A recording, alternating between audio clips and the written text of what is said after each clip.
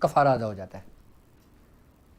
اب 3 دن یہ عمل کرنا ہے آپ نے، یہ عمل سنیں، یہ عمل پڑھیں، یہ عمل نوٹ کریں، اور اس کی تعداد کتنی ہے، اس کے عدد کتنے ہیں اور کتنی دفعہ پڑھا جائے گا، 3 دن میں کیا کیا تعداد ہے۔ لیکن یاد رکھنا یہ عمل کرنے سے پہلے آپ نے اس کی تعداد کو ذہن میں رکھنا ہے۔ جو تعداد آپ کو بتائی جائے ایک عدد بھی آگے نہ ہو اور ایک عدد بھی کم نہ ہو، جتنے عدد ہوں اتنے ہی عدد سے اگر پڑھیں گے تو یہ عمل مکمل ہوگا، ورنہ مکمل نہیں ہوگا۔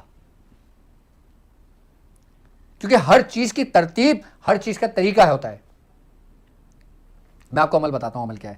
عمل دیکھیں آپ کی اسکرین پر نظر آ رہا ہوگا کہ بسم اللہ الرحمن الرحیم، عمل شو کر دیا تم نے، ٹھیک ہے۔ یا اللہ یا باسط تو کشادہ کر۔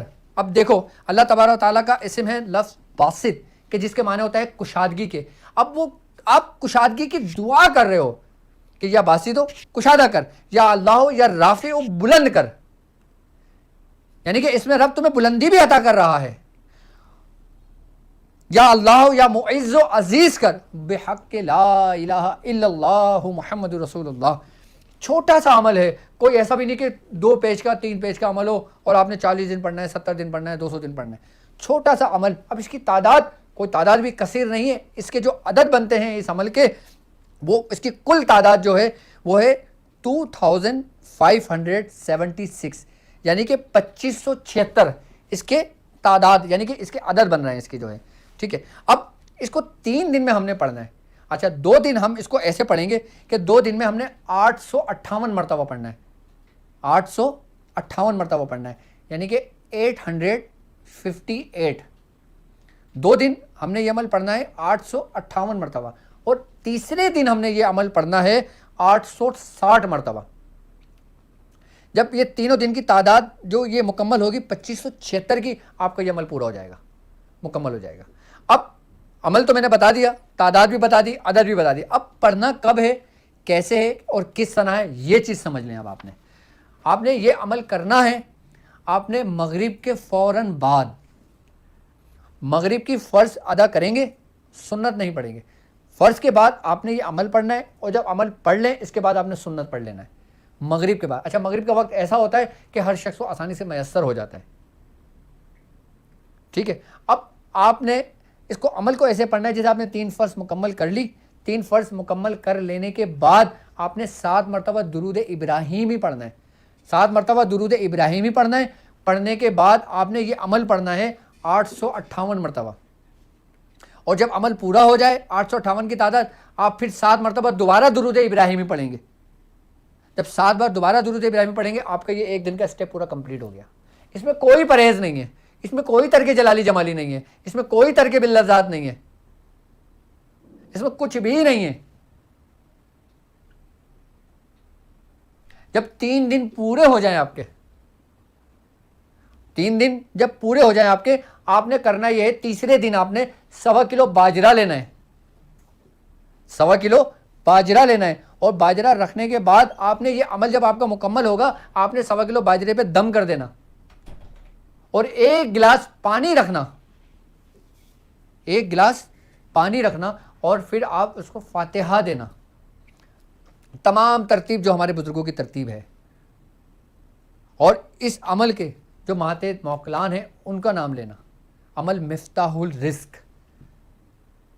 اس کے بعد آپ نے اس باجرے کے 4 حصے کر دینا، 1 حصہ آپ نے شمال میں ڈال دینا جا کے، 1 حصہ مشرق میں ڈال دینا، 1 مغرب میں اور 1 جنوب میں، یعنی کہ چاروں سمتوں میں آپ نے یہ 4 حصے کر کے 1 ہی دن میں ڈال دینا۔ چاروں سمتوں میں رزق آپ کا جہاں بھی ہوگا وہ آپ کو ایسے ڈھونڈے گا، آپ کے پاس ایسے پہنچے گا جیسے کوئی برق کی لہر آپ تک پہنچتی ہے، جیسے روشنی کی رفتار ہے اس رفتار سے کئی گنا زیادہ وہ رزق آپ تک پہنچے گا۔ اور جو رزق کے لوگ بندش لگا دیتے ہیں، یہ چاروں سمتوں کی بندش کو بھی رزق ختم کر دیتا ہے، یہ عمل اس کی بندش کو توڑ دیتا ہے رزق کی، اور جس کو نقصان انہی چاروں سمتوں میں کہیں پر بھی ہو، اس کے نقصان کا ازالہ ہو جاتا ہے اس سے۔ عمل مفتاح الرزق، میرے کچھ مریدین ہیں جو بہت پریشان تھے، انہوں نے کہا تھا لیکن ایسا عمل دینا جو آپ کے اور آپ کے بزرگوں کے سینوں کے راز ہوں۔ باقی تو بہت سارے عمل پڑھے ہوئے، اللہ صمد پڑھ لو، اللہ رضا کو پڑھ لو، یا باسط کو پڑھ لو، یہ پڑھ لو، سورہ اخلاص پڑھ لو، سورہ کوثر پڑھ لو، بہت عمل ملیں گے آپ کو. لیکن اس شخص نے مجھ سے یہ بات کہی تھی کہ آپ وہ عمل مجھے بتانا جو آپ کے بزرگوں کے سینوں کے راز ہوں. جس طرح آپ نے پورے رمضان میں جو عمل آپ کو ہمیں تعلیم کرے, اسی ترتیب سے آپ ہمیں یہ بھی عمل بتانا.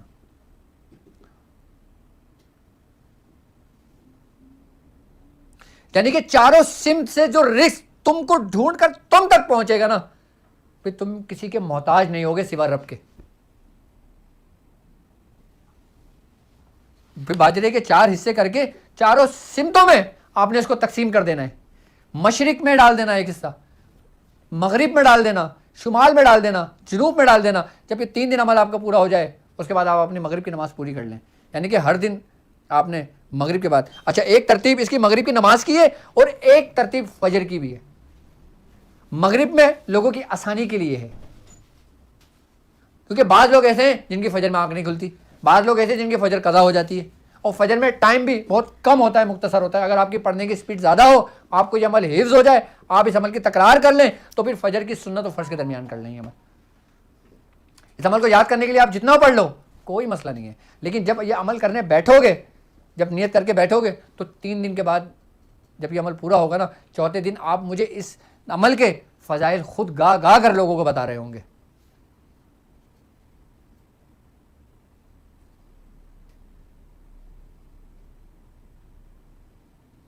یعنی کہ رزق میں برکت کے لیے آپ کو کبھی پھر دوبارہ کوئی عمل کرنے کی ضرورت نہیں پڑے گی. پھر آپ رب کا شکر ادا کرو گے, کہ وہ کہتے ہیں نا کہ تم میرا شکر ادا کرو میں تجھے اور دوں گا, تو میرا شکر ادا کر میں تجھے اور دوں گا.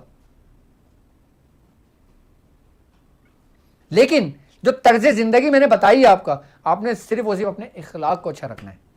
یاد رکھو, آپ کا اخلاق اچھا ہوگا نا, مرنے کے بعد بھی لوگ آپ کو اچھے لفظوں میں یاد کریں گے. آپ کا اخلاق اچھا نہیں ہوگا, رویہ اچھا نہیں ہوگا, لوگ بولیں گے یار تو پتہ نہیں کیا شخص تھا. آج ہمارے بزرگان دین ہمارے دلوں میں زندہ ہیں, ہم ان کا نام ادب سے لیتے ہیں, عزت سے لیتے ہیں. کیوں؟ کیونکہ انہوں نے ہمیں اخلاقیات کا درس دیا. ان کو لوگوں نے کتنی کتنی مشکلات پہنچائیں, کتنی کتنی تکلیفیں پہنچائیں, ان کی زبان نہیں ہوئی. کیوں؟ کیونکہ وہ تکلیفیں ان تک پہنچی نہیں تھی نا. لیکن ان کے اخلاق کی وجہ سے آپ یہ دیکھیں کہ اخلاق کی اگر بات کی جائے, حسن اخلاق کی اگر بات کی جائے, تو حضور کریم صلی اللہ علیہ وآلہ وسلم کی زندگی ہمارے لیے بہترین نمونہ ہے. حضور کی طرز زندگی ہمارے لیے بہترین مشعل راہ ہے.